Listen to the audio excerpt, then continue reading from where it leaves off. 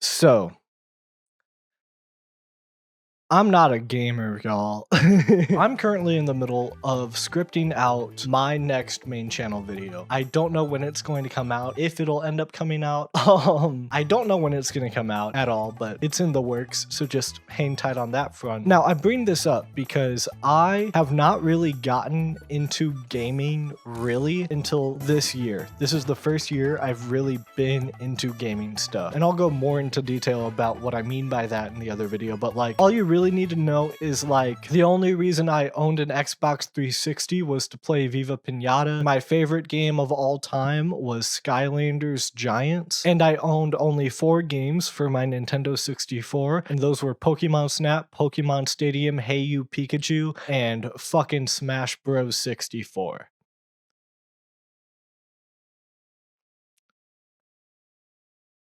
I think you get the idea. In February of this year, I bought my first Nintendo Switch, and I was like, dude, fuck it, I want to play some damn video games. So I bought a Switch, and alongside that Switch, I ended up picking up a good chunk of video games to play on my aforementioned Switch. Now, within the year, I've become not necessarily like a gaming nerd, but like someone who wants to be. So all that is to say that this next video that I've been working on is basically highlighting the 25 games that I played in my first year of being a fan of gaming. But because I was working on this video, I was like, hey, you know what? I've got another idea. And basically all I'm going to do here is I'm going to run through all of the Switch games that I owned on physical. I'm going to run through them here, and I'm just going to kind of talk about them, why I ended up picking them up, whether or not I've gotten the chance to actually play them yet or not, and basically highlight what I have for you people, because I just think that this might be a bit of a fun time. Cool. So first up, got Cult of the Lamb over here. I played this one for a little bit. It's very difficult. It's very difficult, or at least I find it to be. It's a pretty hard one. It has this very like kind of 2D Zelda style to it, but it's very fast-paced, high-energy dungeon crawler kind of bullshit. Honestly, it's probably more comparable to like Pokemon Mystery Dungeon, or a game like that, right? Only if in that game it wasn't turn-based and it was just like, yo, wreck some bitches. And it's because of that that I find myself really enjoying at least what little of this game I have gotten around to play. I am a pretty big fan of Devolver Digital generally. These are the same guys who came through with like Inscription and games like that, which are the games that really got me interested in gaming in the first place. And so with that in mind, this is just a really fun time that I, for again, the very little amount of time that I've played it, despite its difficulty, I've had a great time with this one. So fuck yeah, check it out. Next up, we got Legend of Zelda Breath of the Wild. I've been playing this one for fucking ages. I've legitimately been playing this one since I got my Switch. This was the first game I picked up for it. I have the DLC for it too. I do feel like the DLC for it can be a little funky. There isn't a whole lot that really justifies its value just because of the fact that so much of it comes up in like very late game spaces to where it's like, oh, I'm almost done with the game now. Thanks. But I mean, outside of that, I do really enjoy this game. It's just such a blast. It's so peaceful and serene. Loser. Hey, whoa, whoa, whoa, whoa, whoa. Hey, whoa, whoa, whoa, whoa, whoa. No! No!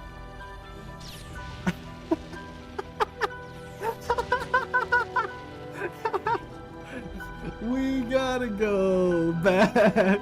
We gotta go back. Let me get up! Let me up, bro! What the fuck?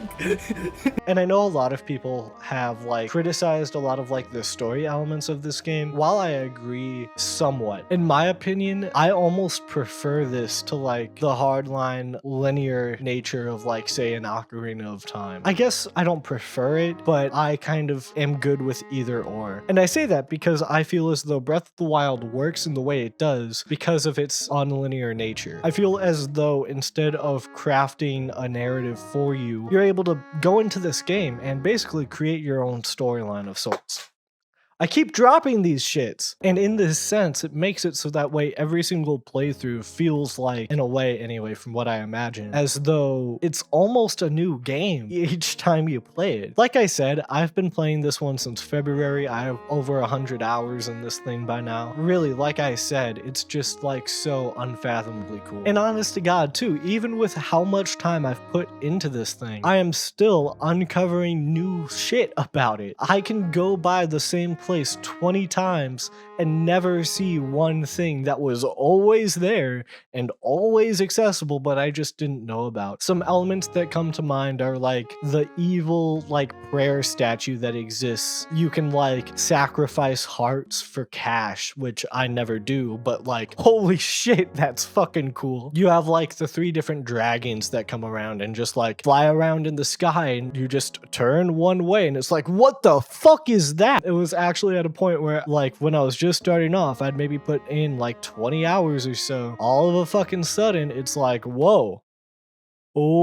is that the divine beast? Like, it just was a lot. I also love how completely non-linear this game really is. For example, I ended up actually discovering the desert divine beast first, which was weird as hell. And then I went over to like the Zora's Domain water divine beast, and it's like, hey, you need to get like 50 shock arrows. And then all of a sudden it's like, dude, I can just buy them.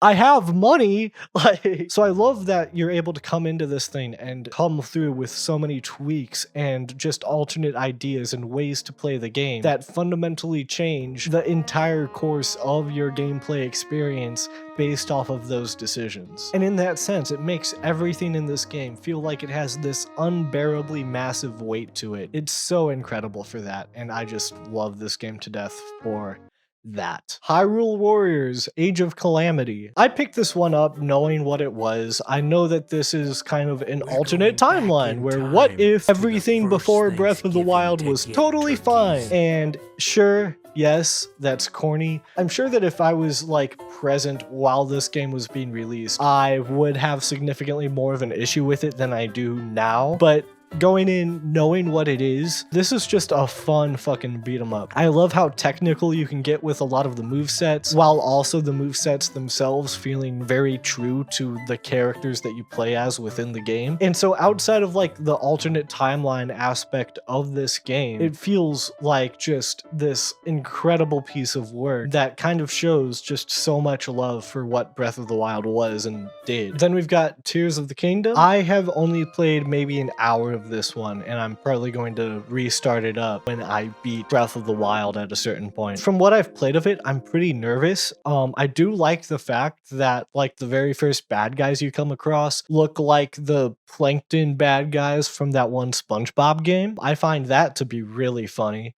And yeah, I mean, there's obviously a lot of debate online right now as to how good of a Zelda game this is. I mean, this is just me sort of repeating what Scott the Waz and Arlo have said multiple times by now on this game. But it feels like every 2 years after a Zelda game, after a mainline Zelda game, everybody hates that Zelda game for that year. And so I feel like we're kind of seeing that, where it's like, you know, because it takes so long for one of these games to release, to come out, and because of the fact that this is a game that builds off of the previous game already, people just want to see things that are newer. People want to see things that build upon ideas, or not even build upon ideas, but just come through with new ideas. And this just builds upon everything that we already have experienced. So in that sense, I feel like a lot of the magic for this game wasn't really as present as it was for Breath of the Wild. But in that way too, I think that that makes this experience pretty unique, just because of the fact that you're able to take this like new idea, new concept, and build on it in a way that kind of alludes to the same kind of feeling as Breath of the Wild. Because when I played Breath of the Wild, I played it at the same time I was playing Ocarina of Time, right? So while I was doing that, you get like this dichotomy of sorts, where it's like you're seeing these elements of the Zelda verse in Ocarina of Time kind of as intended, and then you see like the ruined version of these things 100 years in the future. And in that way, it really kind of makes that game feel like it's harkening back to the original idea of Ocarina of Time, where basically you're dealing with corruption and loss and grief and trying to rebuild that. So in the way that Breath of the Wild in my playthrough harkened back to Ocarina of Time, Tears of the Kingdom, from what I understand, harkens back to Breath of the Wild insofar as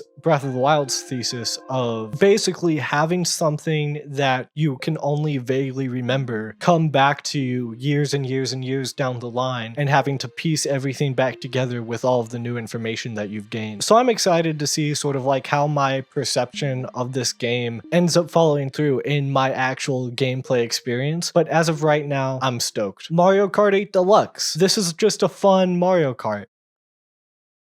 It's Mario Kart. I don't know what to tell you. Metroid Prime Remastered. I have not yet played this one. I want to really fucking bad. I made this joke in a different video, but I saw the band Blood Incantation live. Before that concert, I was never really a big sci-fi person. After that concert, I want everything to do with sci-fi that I possibly can. And so I see this sitting on my shelf now, and I'm just like scratching my neck wanting to play it, but I want to get through Breath of the Wild first, just because of the fact that like, I need to. We've got Pokemon Mystery Dungeon Rescue Team DX. Pokemon Red Rescue Team was one of my classic Game Boy pickups way back in the day. This thing got me through elementary school and middle school, man. And I lost my cartridge of it. I just couldn't find it. And so I saw that they fucking remade this shit. I didn't know that they ever remade this shit. I thought that this was a game that was like lost to time because just nobody seemed to know about it. And so seeing that they remade it in such a gorgeous art style just made me so fucking happy, and I just had to pick it up because of that, and I'm just really stoked about it. So I've played through a decent chunk of it from what I understand. I'm not sure how much content has been like added or anything like that, but yeah, I'm stoked to finish this one. And finally, we've got Spyro Reignited Trilogy. This was another classic game that I had as a kid for the PlayStation 2. And yeah, I mean, looking back on it now, it's very much like a kid's game. This is a baby game. I played maybe like the first couple of levels of this game, and I just couldn't get into it like I wanted to. Don't get me wrong, it's a solid game, and I'm sure that it gets more difficult as it progresses, but like I have so much other things on the agenda right now that I just don't really find a way to justify sinking a whole lot of time into this right now in order to beat it. So this is being pushed off to the wayside by now. I just picked it up like the first time I got a Switch, because I knew this was something that was like, oh, I used to have this game, I might as well pick it up. So I picked it up, and now it's like, why the fuck did I pick this up? So yeah. And then finally, I don't have it on me right now, but I also have a copy of Super Smash Bros. Ultimate, and it's a Smash Bros. Game. So yeah, those are my Switch games that I picked up in my first year of owning a Switch. Real good fucking timing on that shit, yeah?